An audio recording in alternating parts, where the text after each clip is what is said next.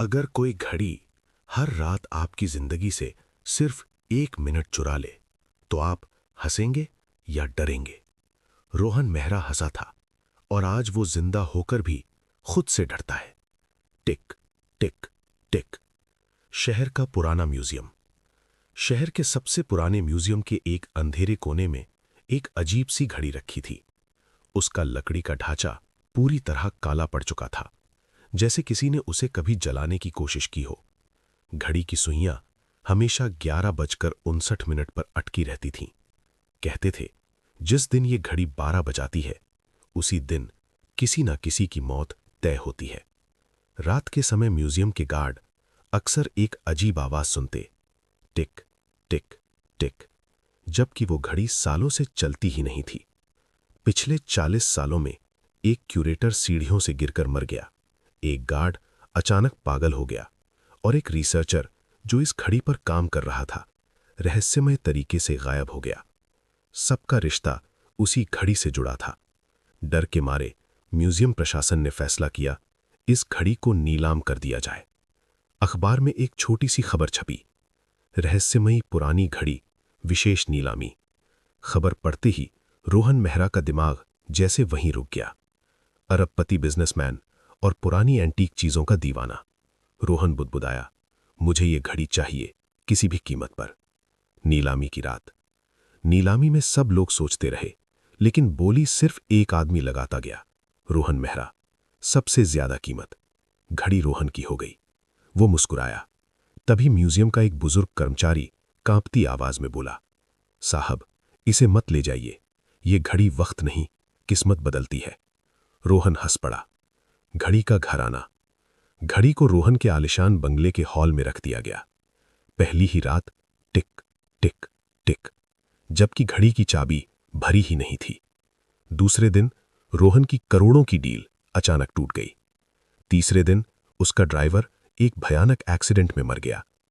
रोहन को समझ नहीं आ रहा था, सब कुछ एक साथ क्यों बिखर रहा है। धीरे धीरे उसकी नींद गायब हो गई। 11:59 की आवाज। एक रात, समय हुआ 11:59। घड़ी की आवाज अचानक बहुत तेज हो गई।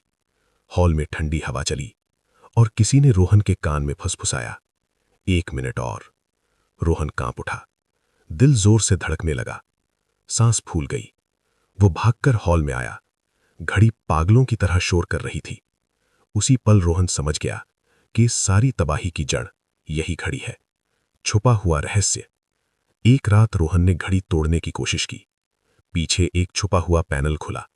अंदर था एक सूखा हुआ इंसानी दिल, काले धागों से बंधी सुइयां और एक तांत्रिक मंत्र। मंत्र के नीचे लिखा था, जो इस घड़ी का मालिक बनेगा, उसकी जिंदगी हर रात 1 मिनट कम होगी। रोहन की रूह कांप गई। उसे समझ आ गया, ये घड़ी किसी तांत्रिक ने अमर रहने के लिए बनाई थी और हर मालिक की जिंदगी चूसती थी। शाप तोड़ने की कोशिश। रोहन को वही बुजुर्ग कर्मचारी मिला जिसने उसे चेतावनी दी थी। वो उसे शहर के पुराने चर्च ले गया। वहां थे फादर सैमुअल, जो सालों से शापित वस्तुओं पर काम कर रहे थे। सब सुनकर फादर का चेहरा सफेद पड़ गया। तुमने वो घड़ी खरीद ली है जिसमें आत्माएं समय बनकर कैद हैं। रोहन कांपते हुए बोला, क्या शाप टूट सकता है? फादर बोले, टूट सकता है, लेकिन कीमत बहुत भारी होगी। रिसर्च में पता चला, ये घड़ी एक पुरानी जेल से लाई गई थी, जहां फांसी से पहले कैदियों को 12 बजे बताया जाता था उनके पास कितना समय बचा है। मरते वक्त उनकी आत्माएं घड़ी में कैद हो जाती थीं। शाप तोड़ने के लिए घड़ी को उसी जगह 12 बजाना होगा और उस वक्त किसी एक को अपनी जिंदगी का सौदा करना होगा। डरावनी तैयारी। घड़ी को चर्च के बेसमेंट में लाया गया। चारों तरफ पवित्र जल, मोमबत्तियां, क्रॉस और नमक की रेखा। जैसे ही घड़ी रखी गई, सुइयां अपने आप घूमने लगीं। 11:55। दरवाजा अपने आप बंद। दीवारों पर काली परछाइयां चलने लगीं। आत्माओं का हमला। 11:57। घड़ी से चीखें, मेरा बच्चा, मुझे बाहर निकालो। 11:58। शीशे में तांत्रिक कालदत्त का चेहरा, भगवान यहां नहीं आता। भयानक बलिदान। 11:59। घड़ी कांप रही थी। कालदत्त की परछाई फादर के अंदर घुसने लगी। फादर चिल्लाए, रोहन, अगर किसी को जाना है तो मुझे जाने दो। उन्होंने पवित्र जल घड़ी पर फेंका। टक, घड़ी ने 12 बजा दिया। तेज रोशनी, एक भयानक चीख और सन्नाटा। डरावना सच। सुबह फादर सैमुअल जमीन पर पड़े थे, मरे हुए। घड़ी टूट चुकी थी, लेकिन रोहन हर रात 11:59 पर चीखने लगता था, मत बचो, मत बचो। आज रोहन मानसिक अस्पताल में है। वो बस एक ही बात दोहराता है, 1 मिनट और, बस 1 मिनट और। घड़ी, आखिरी डर।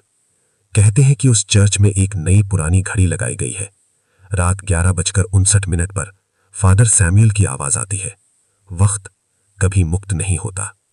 टिक टिक।